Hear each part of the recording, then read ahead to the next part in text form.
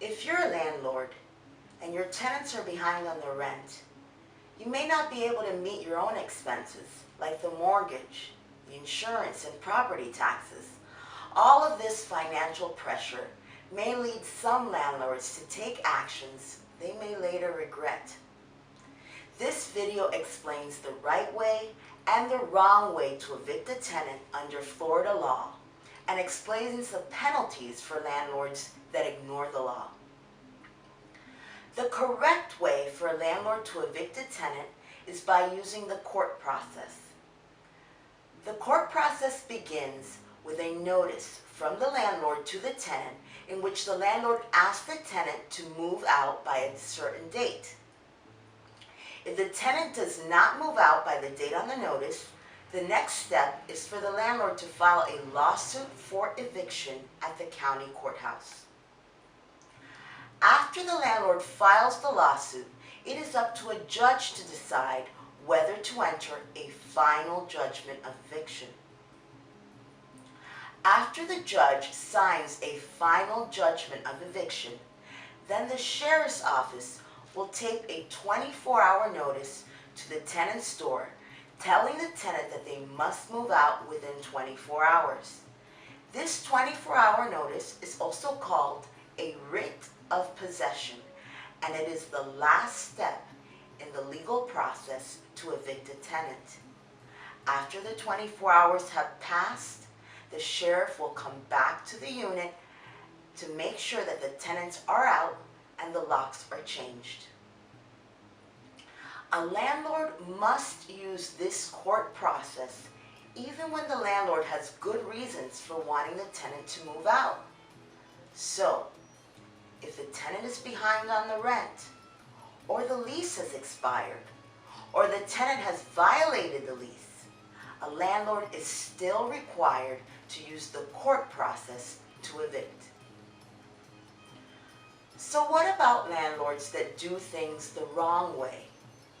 The court process takes time and costs money, so some landlords try to force the tenants to leave by cutting off the electricity, or cutting off the water, or changing the locks. These self-help eviction methods are prohibited by Florida Statute 83.67. Go ahead and Google it. You will see that Florida Statute 83.67 imposes harsh penalties on landlords that do things the wrong way. The law states that a landlord cannot directly or indirectly interfere with any utility service, including, but not limited to, water, heat, light, electricity, gas, elevators, garbage collection, or refrigeration. In addition, a landlord cannot change the locks or do anything else that interferes with the tenant's ability to access the unit. If a landlord violates this law, the landlord can be ordered to pay the tenant 3 times the monthly rent, or more, if the tenant can prove that their damages exceed that amount. The landlord may also be ordered to correct the violation immediately. For example, a judge can order the landlord to let the tenant back into the unit if the tenant was illegally locked out, or the judge can order the landlord to get the electricity back on if the landlord illegally cut it off.